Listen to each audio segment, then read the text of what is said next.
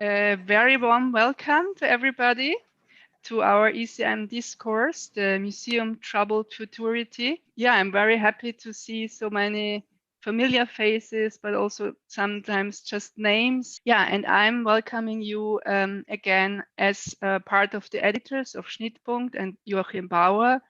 And I'm also super happy that there are so many authors with us today, contributions. Very important contributions to our book. And so the discussion that we have today is on this occasion of this recently published book that I have with me, of course, here. It's called The Museum of the Future, 43 New Contributions to the Debate of the Future of the Museum. Well, in German, but so it's in German, and some contributions are in English, and some of these very important contributors are here with us today. And I especially welcome Noit, Banai and Shuddhabrata Sengupta from Raqs Media Collective joining us from Shanghai and from New Delhi, because you will also give us a further insight in the text that you have in this book. And also some authors we will hear. So great that we can do this today. And yeah, maybe before we start, I give you a few words for this to this book, because you might know that in 1970 there was this book by Gerhard Bott, The Museum of the Future, where he asks in short statements different authors, experts of the field, their opinion, how they wish the institutions to be, to develop, to change. And the idea of Joachim Baur was to kind of reenact this idea of Bott. And now the basic idea is also now with these 43 short essays from authors from different sectors of the museum's world, from theory, from art, from architecture, yeah, as I said, to kind of reenact and to give their today's opinions on a possible future. And what you will see in this book is now a kind of discussion of how this can be imagined. And there are very different visions, also utopias. Some are very enthusiastic, some are also very dystopian, so very different. And in some cases, there's also artistic thoughts, so rather images than texts. So it's a kaleidoscope of different voices and views. But before we go in the discussion also with Luisa, Ziaja, and I would ask Joachim Baur and Nora Sternfeld so that you give us further insights and contextualizations of our discussion today. Thanks, Beatrice. It's really great to see so many people here. I'm really delighted, and I'll be brief. I think it's important from the very start to make clear that we today are by no means the first to think about, to think towards, to work on, or to reclaim the Museum of the Future for us. The museum has its past, the future has its past, and the Museum of the Future has its very specific past. So I think it becomes apparent that when talking or writing about the Museum of the Future, we sort of inscribe ourselves in a history of this Museum of the Future. We connect ourselves knowingly or unknowingly, willingly or unwillingly, past notions of the Museum of the Future. Having said that, it might be fruitful to sort of entangle, excavate the layers of the Museum of the Future. And this obviously is even more pertinent as we have learned from many museum scholars that the museum is many things, of course, but above all, or most notably so, it is a time machine. It organizes in its representations some sort of surrogate travel through space and time. And as a whole, I think that's even more important, it is an institutional apparatus for the creation, affirmation, popularization, etc., of notions of time. And so the question could be, what notions of time did the museums of the future, of the past, create? And which light do these past notions of time from the Museum of the Future shed on our present? I can't excavate and disentangle here all these past notions of time from the Museum of the Future. Instead, I would like to very, very briefly highlight just one example. The very first text, to my knowledge, that was titled The Museum of the Future stems from 1889 and is authored by George Brown Goode. Goode was one of the foremost museologists and museum administrators of the late 19th century in the United States. He became known as the organizer and curator of the Centennial Exhibition at Philadelphia in 1876, some sort of a world exhibition. And some of you may have read about him in texts by museum scholars like Tony Bennett and others. His notion of the Museum of the Future is decidedly liberal. And what does that mean? It includes basically four aspects. He's saying the Museum of the Future should be geared towards a broader public first. Secondly, it needs to be an educational institution. Thirdly, it needs to be flexible. And fourth, it has to be geared to growth. He's saying at the very end of his article, his prayer, let me read this, my prayer for the museums of the US and beyond is that they never cease to increase. So this decidedly liberal notion includes some aspects. The bettering of an uncivilized populace, progressivism, cultural imperialism to a good part, unlimited growth and accumulation of things, wealth, buildings, floor space, etc., which is of course closely connected to capitalist notions of accumulation. And I think, having just noticed or highlighted this very briefly, I think there are already some quite troubled aspects of futurity that come to light in his notion of the Museum of the Future. And just one last word. In his account, but I think in pretty much all accounts of the future, but also of museums of the future, there are two dimensions involved, which is on the one hand a prognostic and on the other hand a programmatic dimension. Talking about the future mostly involves some sort of idea how the future will be. But on the other hand, it is most of the times, and it's not easy to distinguish, tied to ideas of how the future should be, how it ought to be. And reading this in past accounts on the Museum of the Future, thinking about our Museum of the Future, I think it is really important to keep that in mind and particularly keep the ambivalences and the problematic aspects of this kind of thinking about the future on the basis of past notions in mind. Having said that, I'll give the floor to Nora, who will talk a little bit more about the layer of the 1970s, which we connected ourselves most closely to. Yeah, thanks, Joachim. Exactly. Actually, you contacted us with this idea of a redo of this historical book of the 1970s. And it was such a moment because we, at that time, already worked on this book. So the book, Beatrice already showed our book, but our book actually really refers to this book of 1970, and the book, the historical book, had exactly the same title, The Museum of the Future, 43 Contributions to the Discussion about the Future of the Museum. Here you can see it, Beatrice is showing it. Now, when Joachim contacted us, we already wrote a critical essay about this historical book on the 1970s. We were looking at it, we were working on it and with it with our students.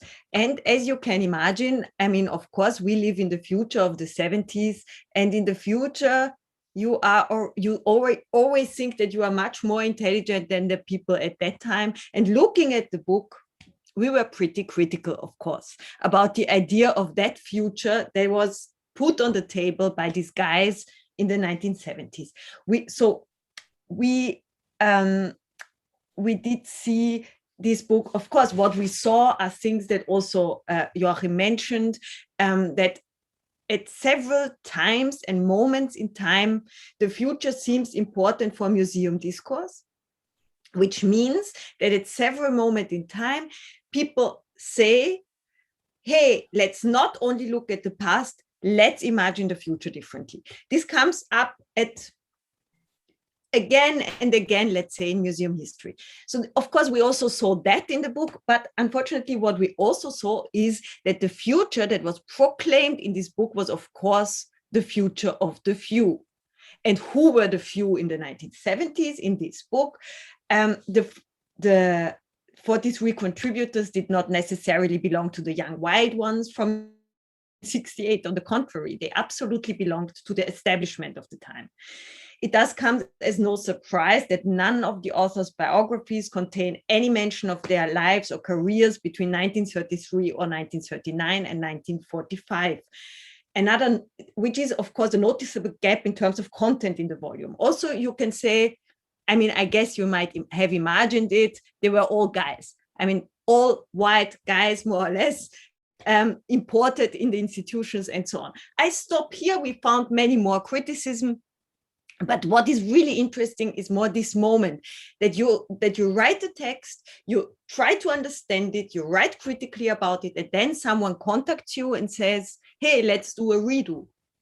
And now, what does it mean? Now it's not only the question to look back at their future critically, but to realize that we might also have a future and that whatever we might do might be problematic. And then should we do it or not? This was in somehow the beginning of our project. And from there, we decided to do it, to do a redo that would also open for criticality towards our own position, because whoever we would invite, of course, would at the end be our network.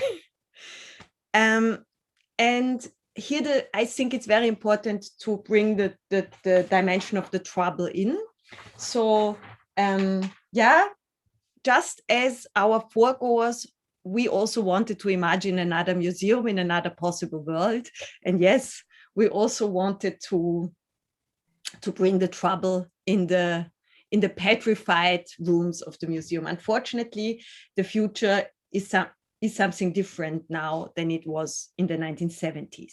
And it is in many ways something different. Not everything is worse, but some things are very difficult. For example, the fighting for the future would mean in 1968 to imagine, you know, a world more free and more democratic. This, we could say, this means the same today, but counting on the future is at the center of today's capitalist speculation logic. So everything we do is already based on algorithms that are counting on the future. So all these counting on the future, in fact, might make the future impossible.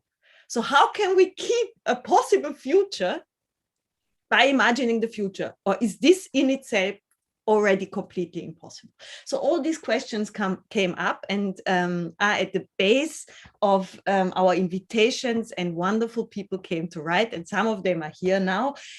And in this sense, I'm very much looking forward to the discussion that will that is based actually on the beautiful title of the contribution of Raqs Media Collective, that brings up the trouble and that will ask which horizons do visions of the future actually open, and on the other hand, what possibilities do they close, even exclude? And in this sense, is speculating about the future empowering and disempowering from a perspective of today? In what way should we and do we want to actually leave the logic of analysis and enter the logic of change, if we know that change might not be for the better but for the worse? Yeah, so I'm really, really very much looking forward to the discussion, and I hand over to Luisa. Thank you so much, Nora. So now we welcome with us, as we said before, many of the contributors, which is really great, and we're very honored and grateful to have you all with us. And we decided for the discussion to ask two contributors to give a longer input on their contributions. This is Shuddhabrata Sengupta from Raqs Media Collective and Noit Banai, but also ask other contributors to give then statements and short comments on the question we pose with this discussion today, or also with the book in general. And this will be, for example, Pierre Blanc, but also Sharon McDonald. And I invite everybody who's with us today to actively engage with us. So first we will hear the short presentations by Shuddha and Noit, and then we will follow up with other comments. And of course, I will open then also to the general public that is with us here today. And we are so very happy to have 85 people in this digital room. But before I hand over to Shuddha and Noit, let me briefly introduce them to you. Shuddhabrata Sengupta, as I mentioned before, is a member of Raqs Media Collective. Raqs Media Collective was formed in 1992 in Delhi, India, by Monica Narula, Jebesh Bhakti, and Shuddhabrata Sengupta. And what is interesting for their perspective and also their approach to their work is that the word Raqs in several languages denotes an intensification of awareness and presence attained by whirling, turning, being in a state of revolution. Raqs Media Collective take this sense to mean kinetic contemplation and a restless entanglement with the world and with time. Raqs enlists objects such as an early modern tiger automata from southern India, or a biscuit from the Paris Commune, or a cup salvaged from an ancient Mediterranean shipwreck, to turn them into devices to sniff and taste time. Devices unfold thus in order to undertake historical subterfuge and philosophical query. Raqs practices across several media, making installation, sculpture, video, performance, text, lexica, and curation. In 2000, they co-founded the Sarai program at CSDS New Delhi and ran it for a decade. And where they innovated on infrastructural conditions of practices and knowledge production, and also edited the 9-volume Sarai Reader series. The members of Raqs live and work in Delhi, India, and they are presently working on toxicity, care, and the luminosity of friendship. And they see the museums as time machines and as devices that make it possible for the past and the present to collide with more than one possible future. Noit Banai is an art historian and critic and specializes in modern and contemporary art in a transcultural and transdisciplinary perspective. You joined NYU Shanghai as visiting professor of art history in September 2020 after serving as professor of contemporary art at the University of Vienna from 2014 to 2019 and Tufts University School of the Museum of Fine Arts, Boston from 2007 to 2014.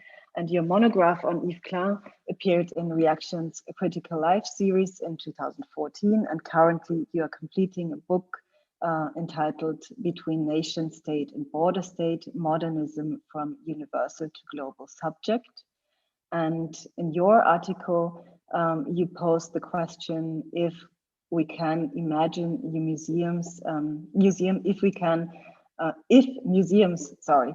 museums can imagine and shape forms of being together that self-critically address the classification, hierarchization, and management of our individual bodies and human senses as much as our collective life. So I would now ask Shuddha to start with his input, and I very much look forward to then the comments and statements by other authors and the discussion with everybody who's here with us today. Maybe one remark for this: you can use the chat or just raise your hand, and we will try to manage to bring every voice forward. So Shuddha, may I ask you to start? Thank you to be with us. Hi, thank you very much, Luisa, Nora, Joachim, Beatrice. It's a real pleasure to be here with you today, and looking forward to the conversation. Congratulations on an excellent book. I've been looking at the table of contents, and it's coming to our studio. And it's even though I don't read German, I can tell that even the articles in German that I cannot read, in a gist, they provide us with many directions for thinking. Thank you also for the invitation to contribute to this volume, because it provided us with an occasion to think and put down a lot of our thinking in the Raqs Media Collective, which, as you know, is a very conversational practice. We basically develop our work and thinking by constantly talking to each other and by constantly arguing with each other. And these arguments, as happen between three people, never occupy asynchronicity. We're always in some kind of jet lag vis-a-vis each other, which makes the question of museums and time very interesting, because I don't think that I am always in the same time as my two other colleagues, and nor are they in the same time. We're always at slightly different tangents to time. And I think it's this sense that made us come up with words, because in Raqs, we often, when we don't have a word to describe what we're feeling, we have to come up with an invention. And the words that we came up with, which actually form a kind of fictional epigram to our essay, are present, tomorrow, and yesternow. So the epigram, from what is styled itself as a founding charter, an operation manual of the Museum of Time Travel, which is forthcoming forever, says present tomorrow can only be yesternow, and that is already past and sentient for nevermore. Now that's Raqs nonsense, but that's the only way in which we can make sense of the times that we're occupying. Right now, I live in a city which is probably crossing all previous thresholds of the rate of infection of the COVID-19 disease. There's a second surge of infection that is happening in India, which has to do with, after an arrogant attempt by the political leadership to say that the disease had been defeated, it sort of came back and took revenge on that arrogance through the opening up of a massive ritual gathering by a river, which is the site of the new infection. And what's interesting for me from this point of view of the present, tomorrow, and yesternow is that the global cholera pandemics of the 19th century, there were 7 waves of cholera that struck everywhere, from St. Petersburg to Vienna to Mexico City to Chicago, all began more or less at this particular riverside where the present contagion is spreading from.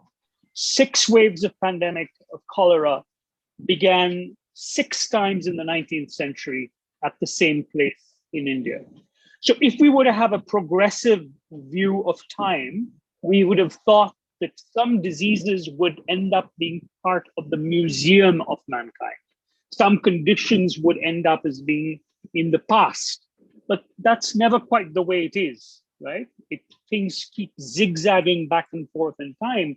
And the conditions of quarantine that we're living in are a living reminder of the fact that time and history does not progress as we would like it to in this unilinear fashion. There are side steps, there are complications, there are loops back and forth, and we seem to be sometimes revisiting the same predicaments again and again, spiraling backwards and forwards. So like I was saying, as we often have to enter museums through the side entrances and the back entrances into the basements, which is where we often work.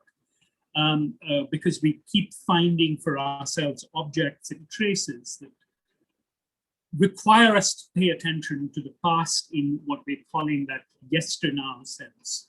And museums are places where the past lives, often in formaldehyde, preserved for an uncertain futurity. One of you had already mentioned the idea that the future isn't what it used to be. it's apparently a quote from the French poet Paul Valéry. But it's true, the future isn't what it used to be. And we keep finding ourselves surprised by the futures that we encounter in the basements of museums. Because in all the things that we find are pathways to other and possible futures. One of the moments that we describe in the text that we've written for your book is the finding of a biscuit from the Paris Commune in the storage space of the Manchester Museum of People's History. I found it in a box close to where the desk of Kropotkin is kept. So there's a box, and suddenly I found written on it, biscuit from Paris Commune. And when I said, I have to look at this, the keeper of the storage of the archive said to me, well, this is a biscuit that was baked by the Bakers Federation of the Paris. It was given to us to adjust to as a reminder of the ways in which people thought about the possibility of producing food on a mass scale. One of the interesting things that I found about the Paris Commune is that many of the things that we take for granted now, whether it's universal healthcare or community kitchens or restaurants that everybody of all classes can enter, or even air travel and early photography, these were all experiments carried out in that very brief summer of 1871 in Paris. So people were trying on a future for size. And the relics of that future, which we now take for granted as the present, give us an opportunity to reflect on the fact that the present that we occupy, which was the future of 1871, was actually something that people fought for. There could have been other presents as well. We could have been in other futures of the 19th century. The fact that we are in this future, in this present, and not in another is because of how people imagined the future to be in the past. And I think of all museums as sites for thought experiments of thinking about how we can imagine the future in other times. And it's also then a reminder for how we might think about the future in our time, which is where contemporary art really gets interesting, because all contemporary art is making a claim to make the present a little bit more friendly with a possible future, because it's inventing possibilities that don't already exist. That's the work of art. That is how I see the work of art to be. It is to create the possibilities of things that people haven't necessarily thought of before. It's to advance the future a millimeter at a time into our consciousness. And that's what people like me and my colleagues end up doing within the basements of museums. We unstick objects from the past, from their anchorage in the past, and from their claims to the futures that they lay claim to, and to their state of unresolved distress in the present. I mean, all objects in every museum, any artist or restorer who works with those objects know that they're fighting a battle with time. Things erode, things, even I've worked in museums where restorers have told me their biggest enemy is light and time. So they try to keep museums as dark as possible for as long as possible, because the more light gets in, the more the object, especially paintings and things with ink and paint on them, get damaged. So they want to keep things dark for as long as possible. But the paradox is that the museum is a place for public viewing, so things have to be in the light. So there's a kind of tussle and a contest between light and dark, between past and present and future that happens in every museum. As artists, it is our privilege to witness this contest and to sometimes participate in them. So what we try and do is to make the objects float into our imagination in a different way. In the text that we wrote for you, we also refer to a scene in Andrei Tarkovsky's film Solaris, where there's a beautiful sequence where the spaceship, which itself is a kind of museum of earthly civilization, there is a moment when all the objects get unmoored from their places in the walls, while the characters look at a painting by, the Winter Landscape by Bruegel. And it's as if by looking at the painting, all of human history becomes a kind of set of floating signifiers unanchored from their places in the timeline. and past, future, and the present become a kind of field of play. For us, that is a way, a sort of guide or a manual to think about how an artist enters and inhabits for a moment a museum before they exit again. I'll end with the final film reference that the text makes a gesture to, a little bit in the Jean-Luc Godard film La Bande à part, where two men and a woman, like in the Raqs Media Collective, Monica, Jibesh, and me, run through the Louvre and exit.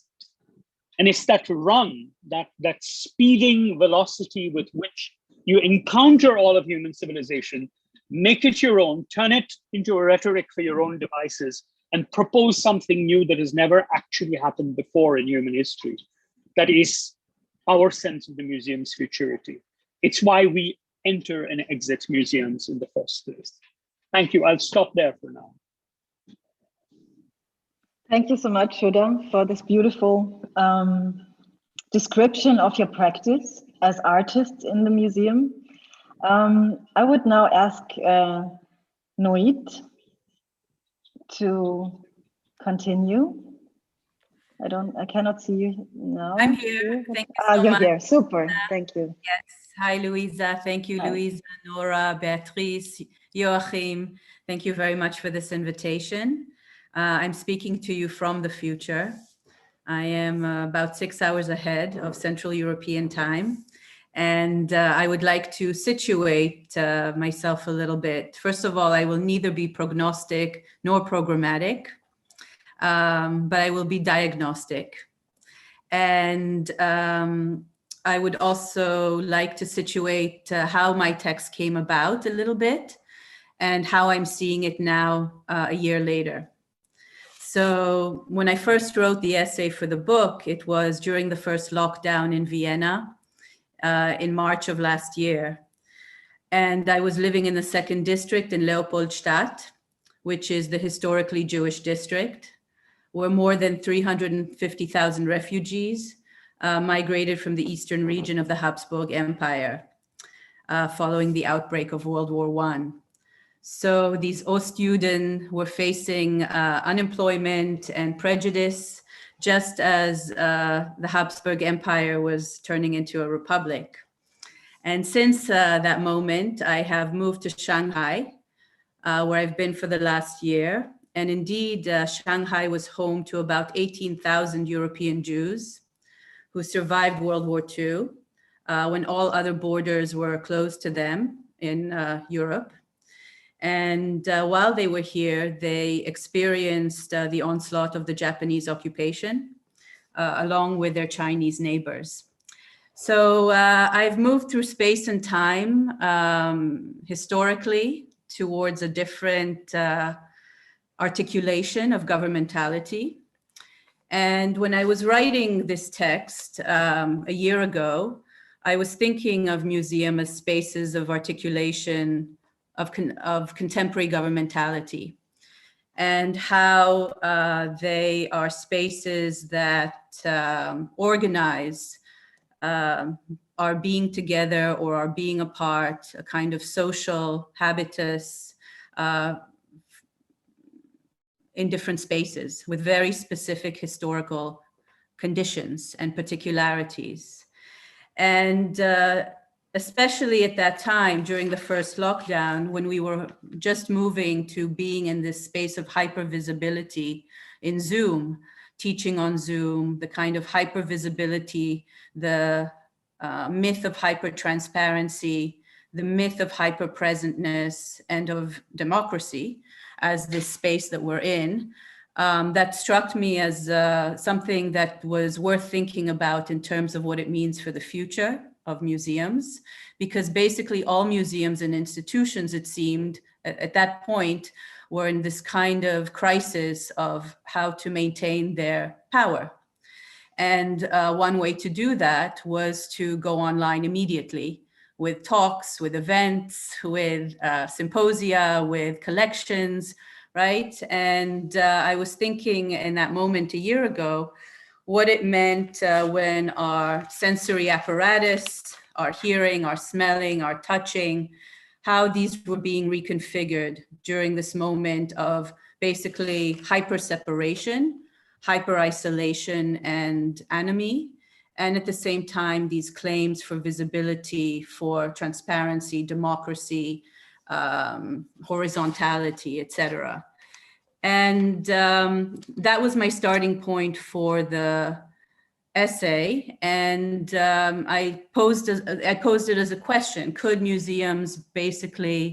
would museums be able to avoid replicating or reproducing the same forms of governmentality that structure our socio-political space, whether it's in Austria or Shanghai?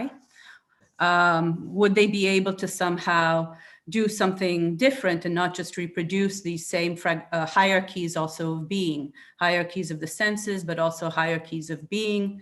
Who would be able to be part of this time space of these digital conditions of being? So that was the way that I was thinking a year ago. And since I came to Shanghai, I've been writing an essay on Wilhelm Sasnal. So I'm in Shanghai writing about the Holocaust and questions of amnesia in Central Europe and how Wilhelm Sasnal is creating archives through which memory and history might be negotiated in the future. So, and at the same time, so this is my own kind of process of thinking about how the past is also connected to the futures that we are speaking about, and whose futures, right? We are now, there's basically a campaign now to define the future, whether the future will be a space of togetherness, whether the future, who the future belongs to. And we know, of course, that this intersects with the pandemic and who will have a future life, who will live and who will not live during the pandemic. So we have these kind of intersections of stakeholders and agendas for the future, at the same time that we have questions of memory and history that are unresolved, both in Central Europe and in China and in many other places. And so I was thinking about what is the power of these of the museums of which we speak, not in any universal way. We have to be very specific. Which museum, where, in which structure of governmentality, how are they making certain futures possible for whom, and how are they also rendering certain memories and certain histories basically erased, right? How are they effacing certain histories? So rather than thinking of the future, which I did in the first text, I've now been thinking a lot more about this past. And I feel that the past is becoming more and more crucial to thinking about these spaces of futurity, somewhat like my predecessor who was just speaking.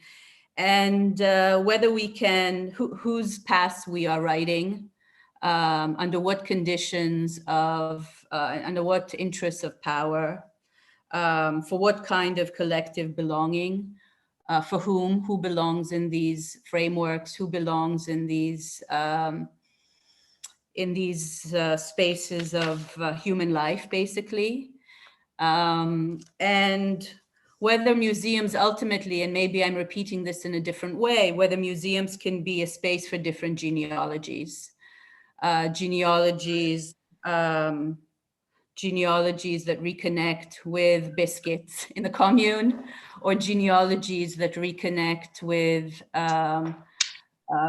very basic facts in Europe's history, like the Holocaust and colonialism, which are now part of the memory debates and are actively being rewritten, revised, or erased.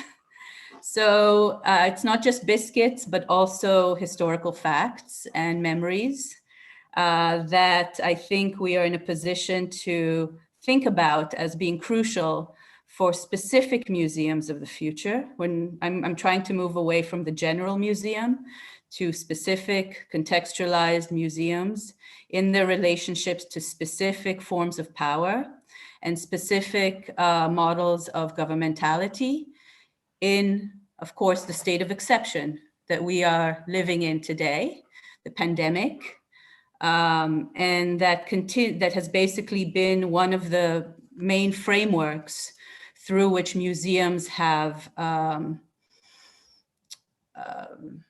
either continued their work, or some have even been forced by this state of exception to close, or to do a kind of internal closure, internal evacuation of their own mandate in order to meet some kinds of demands of the governmental spaces that to which they belong. So I guess I would leave you with those thoughts, that I've moved from thinking not only about the future of our senses, and the future of our senses as the space for this fragmentation and let's say possession of life. But I've moved in this year also to thinking more about the role of the past in bringing us to this point. Thank you so much. Thank you so much, Noit, for your thoughts and triggers for many questions, I would say. Both of you brought in thoughts and approaches that we could discuss now. But before that, I would like to gather comments and statements from other contributors to the book to have, as Beatrice mentioned before, some kind of kaleidoscopic perspective on this futurity of the museum. And maybe we start with Pierre Valblanc, because we talked before that we would start with you. I'm so happy that you're with us today. Pierre is an independent curator and author based in Athens and Paris. And I just hand over to you, and I would really ask everybody else who would like to contribute to give us a sign, so that we gather more voices from this really great pool of authors we have for this book. Yeah. Hi, thanks for your invitation, and thanks for all to join today. I'm very glad to be with you from Athens. I would like just to underline that my contribution to this project is based on a kind of report. It's much more a report or an afterthoughts, a thinking about a practice which is based on an art center that I ran for about 10 years in the south suburbs of Paris. And the project in a way report is a kind of coming from a practice, from a collective practice, I would like to say, together with the artists and all the contributors who were involved in the life of the place. So it's less a theory than something that comes from the practice, and that try to give a certain perspective for a kind of future. The title of this insert is Projet Phalanstère project. It's coming from this early socialist theorian who, in comparison with the commune that Raqs Media Collective refer, is a early socialist who has initiated a kind of reconsideration of all the values of the organization of the social life, and taking the reference of that was interesting also for this conversation, because I think that Charles Fourier was in a way making a futuristic prediction in his work, and was looking much more on the future than on the present, because he does that theory at the moment of the Napoleonian time, and it was in the full moment, at the moment of the definition of the museum, I would say, at the moment of the birth of the disciplinary society. And I would like to also refer to the text of Noit, who also referred to this Foucauldian way to analyze the different period of the disciplinary and the biopolitic that we are currently in. And she also referred to the camp, as Giorgio Agamben has described as a kind of archetype of the biopolitics, in comparison with the panopticon that Michel Foucault has himself described for the disciplinary society.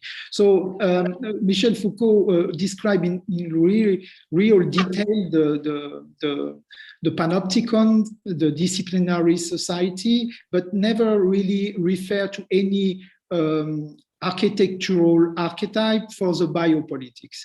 And on my side, I realized, after to have been also in Athens for Documenta 14 and working on here the legacy of what's happened here, I discovered that the free plan defined by Le Corbusier in 1933 here in Athens at the occasion of the Congress of Architecture was in a way a kind of archetype that relate to this organization, this new organization that arrived after the disciplinary society. Because in a way, the museum is something that makes no sense alone.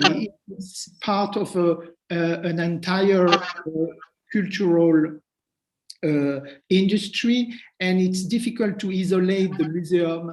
I think the museum is part of a larger network, and I noticed also that in your project you refer hopefully to some artists, and Raqs Media is hopefully giving an instance, but I also noticed some other interesting contribution, like Ali Akbar Mehta or Avri Sethi, who refer from the point of view of the artist how the museum should or could be, because what is important is that the museum is a bit the curator gaze. It's a bit the point of view of the curator, but is it the point of view of the artist? That's the main question. And in which way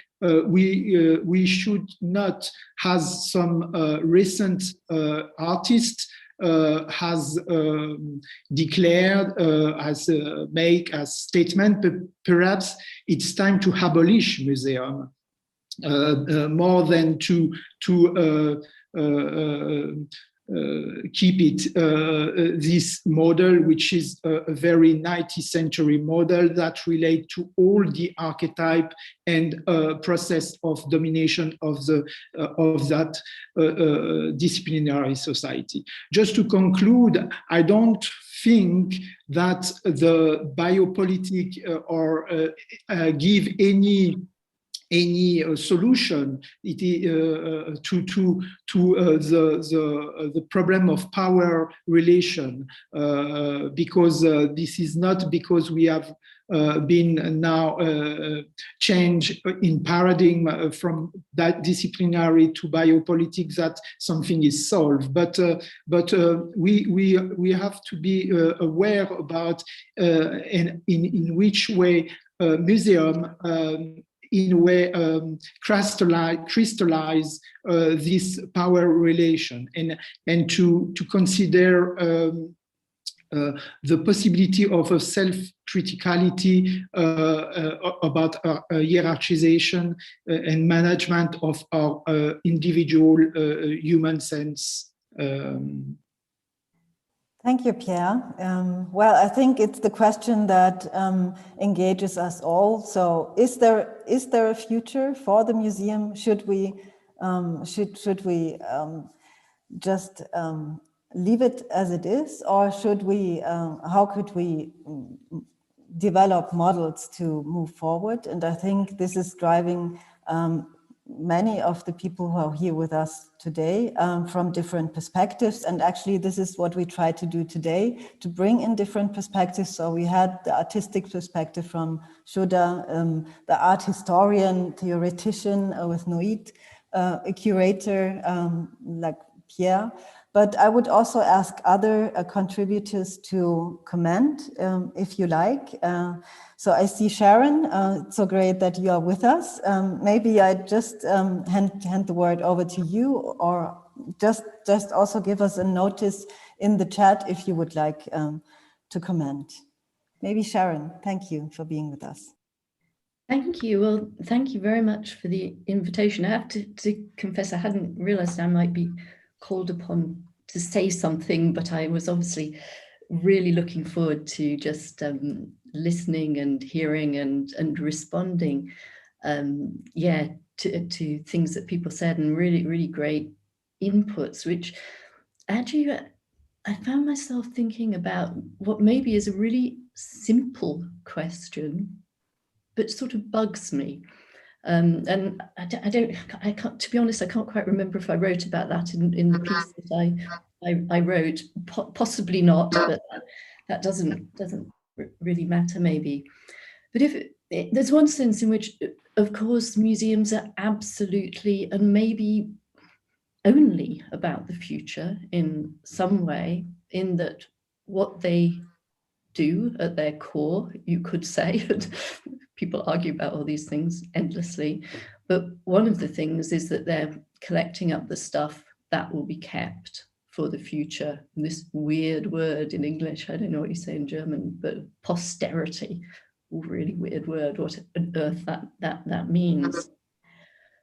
But then I guess that then takes us to a question of, is the future being done differently now from previously? And if so, in what way? And actually a little bit inspired by the previous observations, I found myself thinking about Noit's comments about, various hypernesses of the moment.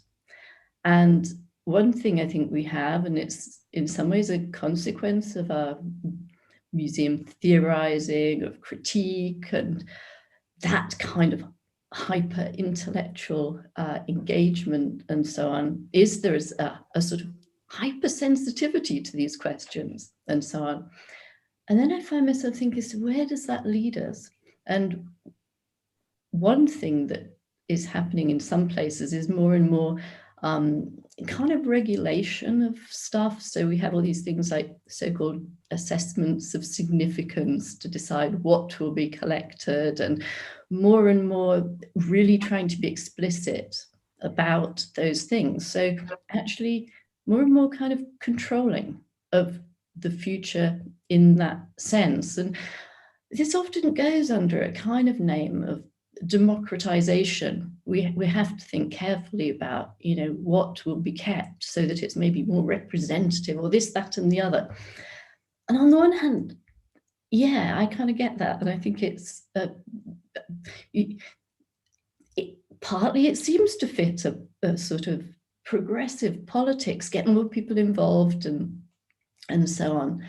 And so I see that on the one hand, but it also, and here I come to Shudra's moldy biscuit, which I think is a really, really important issue.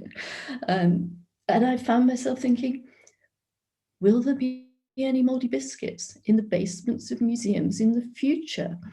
And one thing at this moment maybe. So it's part of a project called Heritage Futures, and if you like, the bit I was especially involved in was this theme that I gave the name profusion to. And there the sort of key question was, you know, in the face of all these trillion possible things one could collect, how is it decided what's collected, or how do things come to be collected?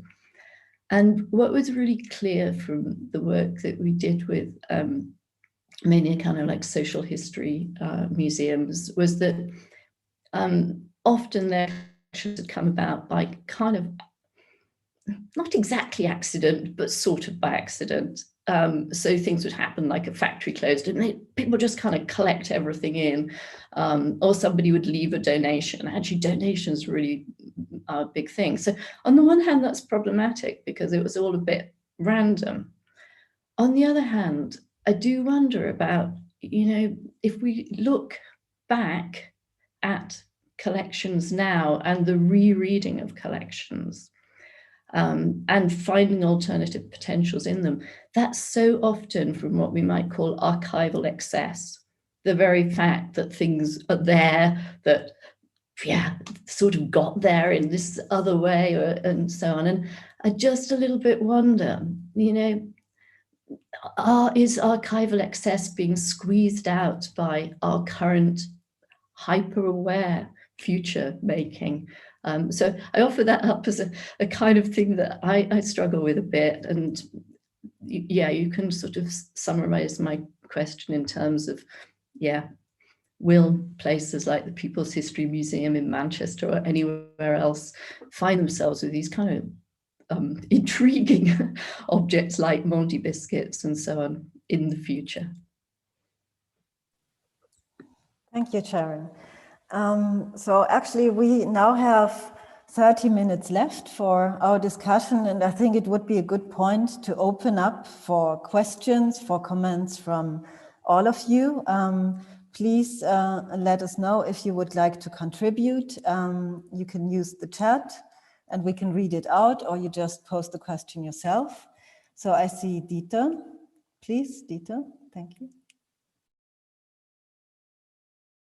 In the last 30 years, I was working for about 50 different museums, from natural history to contemporary museum exhibiting, and but they were very different. But one element was always the same, and is still today the same.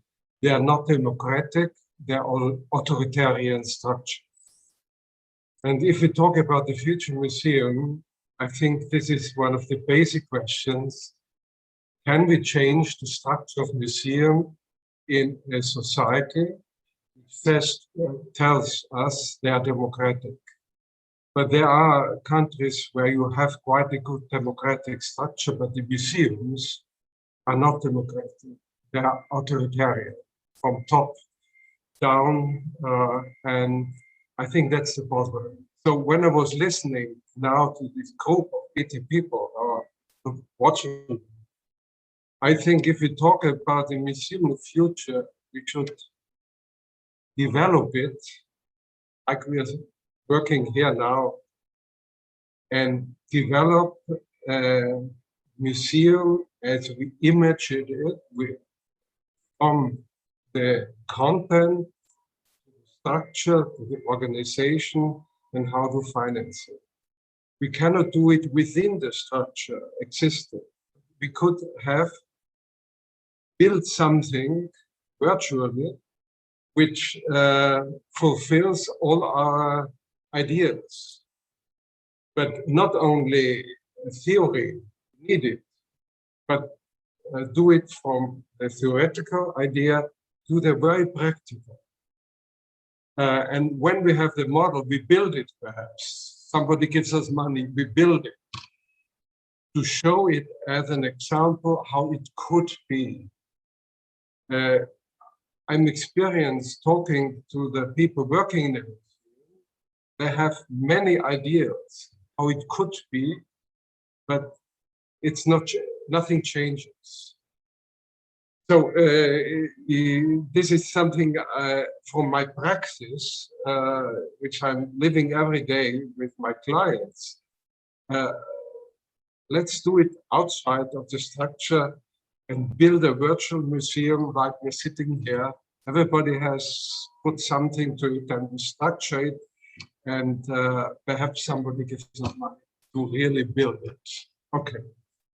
Thank you, Dieter, for this vision that you shared with us. I'm still asking myself, just to reply to this, how, if there is a possibility to rethink institutions from within, because I'm working within an institution. I still want to have this vision that something different is possible, but of course it's very limited and difficult. But maybe this could also be a question engaging us now, bringing together the thoughts that Shuddha gave us with an artistic approach, how to approach this kind of this structure, entering from the backside, from the cellar, somehow confronting us with the things that were gathered there by will or by coincidence, as we heard, and how we could, develop out of this an individual, for each of us, an individual approach to what we are working with each and every day. So, Dieter, yes. We need a collective idea. I just was reading a thesis where I was astonished to read, and it's a reality, that museums, this person was analyzing, they have programs for migrants, participation and all this, but at the same, and it's very good programs, but at the same time in the museum, working people, migrants and other people from very low classes at very little money, and nobody looks at that. They're looking, inviting people from outside, but they don't look at their own people. They're the guards, the working people down in the cellars, yeah? Nobody cares about that. So this is a system, political system of museums, where I would be happy if somebody in the institution stands up and says, look, I do it. When I was at the Belvedere, I was talking to the people in all parts. It was astonishing. Listen, to go there. Oh, okay. Yeah, you're totally right, Dieter. I think it's also about locality. It's also about a specific approach, as Noit brought in. So it's about specific museums for specific tasks, and it's about self-reflexive practice where actually we work. And maybe I just mentioned that we are now planning the next publication, which is entitled Contradictions. And I think it's about actually what you described just now and many other May I just add many something, other complicated Luisa? questions. Yes, and I just yes, wanted please. to add that we are, here all the talking heads are privileged enough to be working and living in spaces with institutions. And there are many, many places without institutions that would love to have the problem of having institutions and how to, think about that future. Museum of Palestine, or just as an example, or museums in the former Yugoslavia that, went through incredible, destruction.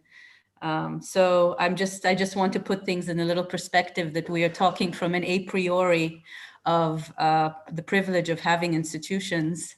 And we should also kind of consider what it means to not have them, and then how to build them differently, or etc.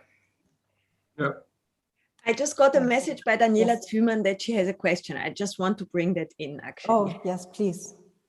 Could Daniela? Yes, thank you so much. Sorry, my internet is not very good.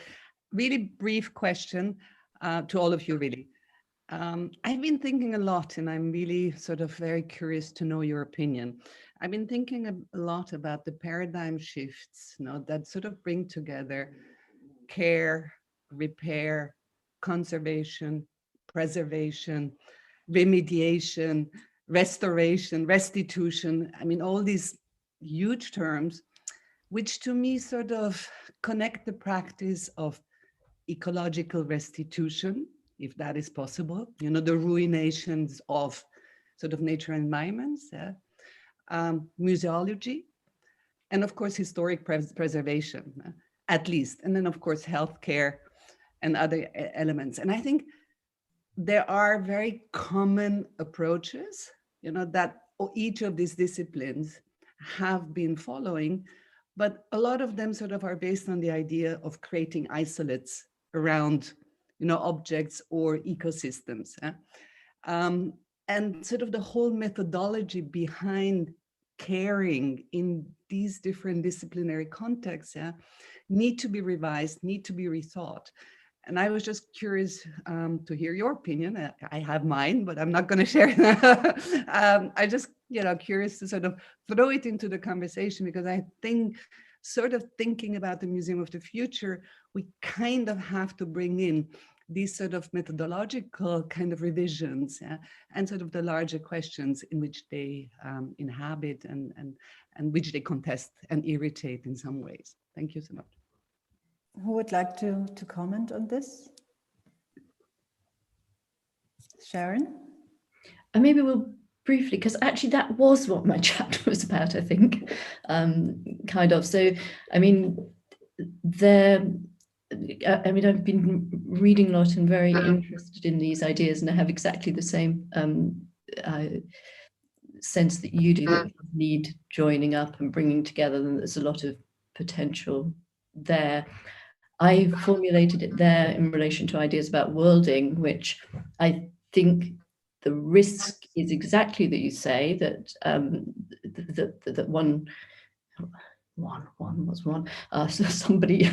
something conceptualizes into isolates, but there are other models and other conceptual ways of thinking.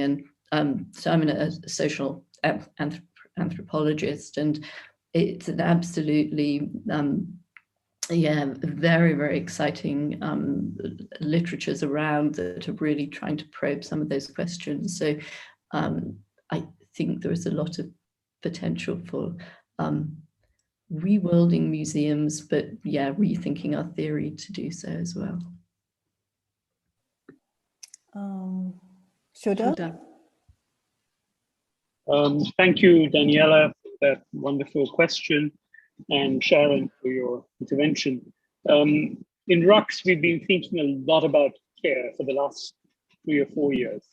Somehow it has had to do with personal circumstances of being in situations where we have to care for people in our families, in our immediate circles.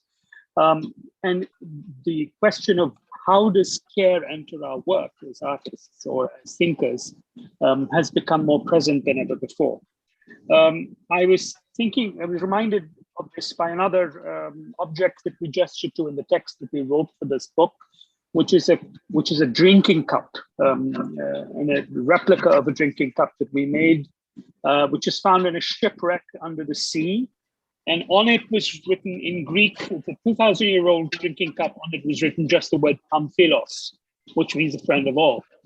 And in a particular work that we made in Athens, a year after I spent a long time in hospital in Athens, we found it necessary to think with this drinking cup of the friend of all. And the object's second life, if you like, as a replica or as something that could be shared and passed hand to hand instead of being in a museum inside a vitrine, was also an occasion for sharing a drink and a conversation. And that conversation made it possible for us to bring doctors, pharmacists, teachers, people who work with food in Athens, because Athens itself was a city that was so devastated economically a few years ago that people had to find the resources to build, in a sense, the future into the present. So the present had been shattered because of the economic and the fiscal crisis. So people had to borrow from the future, from imagined utopias, to reconstitute a present. And this created a kind of commons of the future, which we thought was an appropriate occasion to think about this object, which exists in a museum in Athens, of which we made a replica, which we then passed from hand to hand for people to have a drink. So it became an occasion for doctors, deep sea divers, ecologists, and theater people to share a drink and a thought, which is what I think what museums are ideally suited to do, as long as they exist. I'm not sure that things need to be demolished or destroyed for them to be opened, because museums are ruins. I see them as ruins. And just as we can have a picnic in a ruin, we can have a picnic of thoughts and ideas in a museum, in the ruin of the museum, to bring the future into life, one drink or one piece of bread or one biscuit at a time.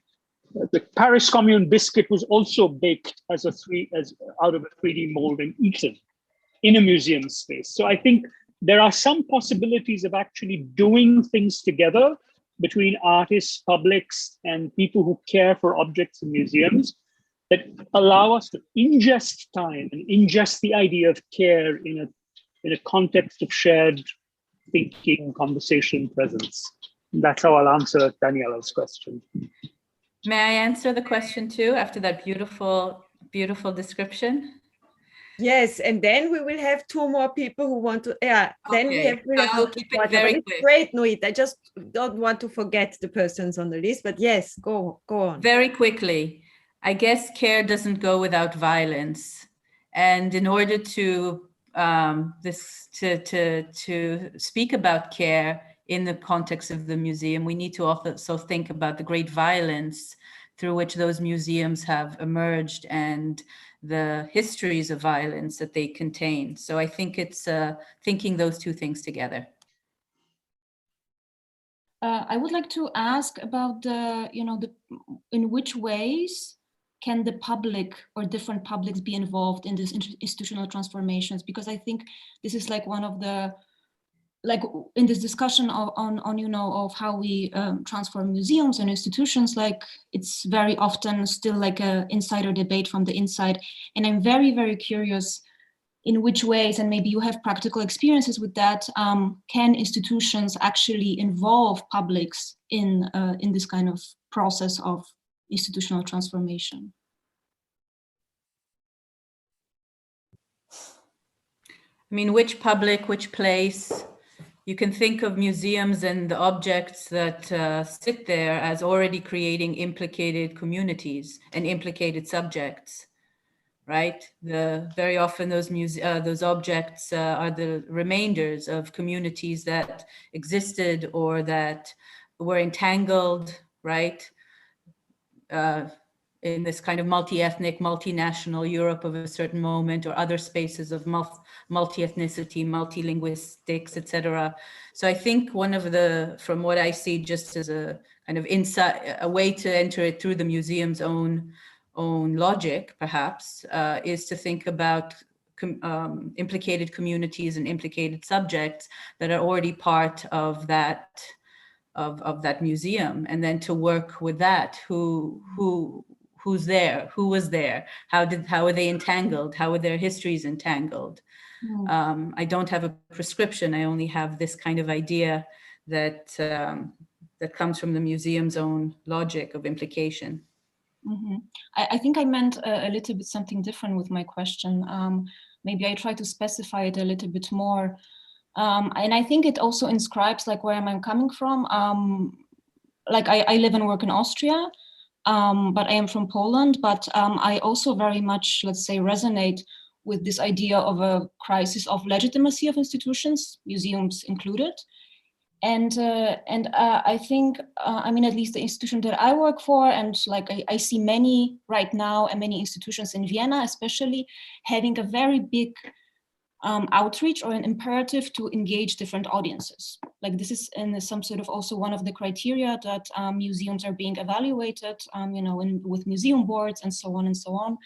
And it is, of course, a kind of neoliberal way of measuring impact, which one can, of course, as well criticize.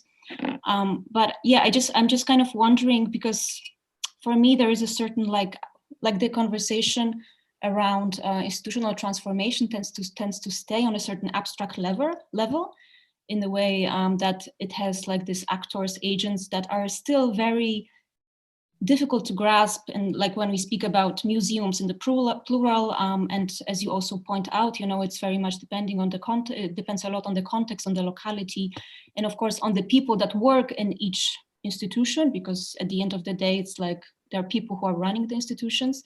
So, so I'm just, I don't know, I'm just kind of curious if, I mean, I also understand if there is no immediate answer to this question, because it's maybe not easy to answer, but yeah, but I'm kind of very interested in like engaging also publics, except for like museum professionals and different artists as well, into the process of transforming the institution, because the publics it's also like for whom the institution, you know, one of the responsibilities that it has in order to like be public. Shuddha has a comment. Yeah, I just want to try and answer this question, not answer, but respond to it with, like, since you asked for a practical anecdote or an experience. Some years ago, we were presenting a sort of solo show at the Museum of University of Manchester, the Whitworth Art Gallery. And it was a very, I mean, whenever we show our work in a different place, we try and find some kind of connection between a story that can be told about where we come from and the story that can be told about where we are going or where we are present. And in this case, Manchester is a very interesting town, because obviously, like Noit said, every museum is also a scene of a crime. And Manchester, every museum in Manchester is a forensic manual for the scene of crime of colonialism, because Manchester was so deeply implicated in the political economy of the British Empire, particularly in India. And that means that you try and find a moment of conversation that is beyond the question of indicting people as heroes and villains, or victims and conquerors. You try and find something that can actually create some maybe restoration of some kind, maybe a restitution of some kind, to use Daniela Simon's question. So in our research in Manchester, we found that there's an archive of what is called the working class movement. There's a library in a little suburb of Manchester called Salford, where amongst pamphlets and so on, I found a transcript of a play that was performed in the Manchester area, in the industrial heartland of Manchester, to do with a trial of political prisoners in India in the 1930s. So it was like a moment of time travel, which is what we describe, is that you enter the basements of archives and there's a time machine that's waiting to take you somewhere else. So suddenly you find a box with a typescript which takes you back to a moment in 1930s where there is a group of young theatre players in Manchester who are performing a play about political prisoners of the British Empire in India. And we found this as a moment to actually revisit this play and to do readings of the play on the steps of the Whitworth Art Gallery, next to the statue of King Edward, you know, next to the entire regalia of empire in our attempt to think through that. And I think that sometimes these occasions allow us to step in and out of the question of who is the victim and who is the conqueror, to try and find a locus of solidarity that is beyond the question of, you know, just the colonizer and the colonized, but to try and recuperate a slightly different language of connectedness through a memory of an artwork and the articulation of the memory of the artwork through another artwork in the present. That's all. Thank you, Shuddha. If there is any pressing comment or question, or maybe we try again with Hartwig, but I think it didn't work with the sound. Is there anything you would like to add? Beatrice opened her mic. No, but I just wanted to say that she posted in the chat her comment. Okay, so I read it out. So, but indeed, there are alternative and much earlier concepts of the museum that came from completely different thought frames, struck by the singular in the title. Otto Neurath, for example, Museums of the Future, 1933, completely different model. Clearly not collection-centered, but notion-centered, user-centered, the new functional relation with the experts. Then Alma Wittlin, 1970, Museum in Search of a Usable Future. The hottest topic 1970 was ecology. So I think, yeah, many examples that you can show us, also bring us back to history. Yeah, and also actually topics to continue the conversation, I would say, that we are not able to do today. Nora, I think you still want to add something or round up, or Pierre, please. Yes, I just want to maybe answer to the previous question about the audience, because I did a long time ago in Vienna, The Death of the Audience, a show that was related to a way to reconsider the protagonist of the art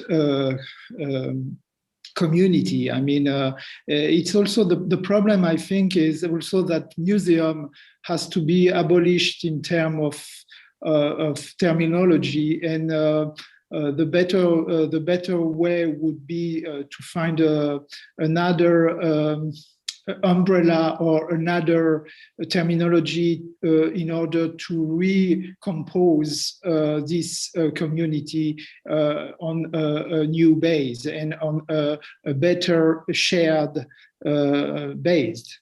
That's what I think important to conclude.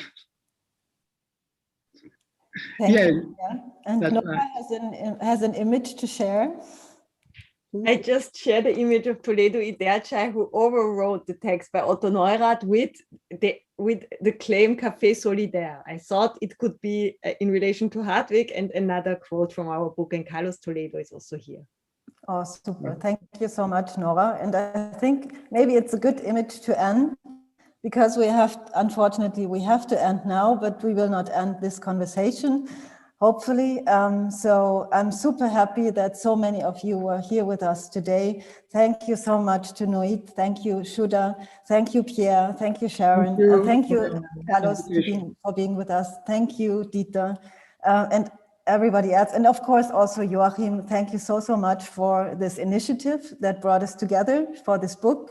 Same. Also this afternoon. And yeah, I hope to see you all very soon in the near future, not just in the digital space, but also physically.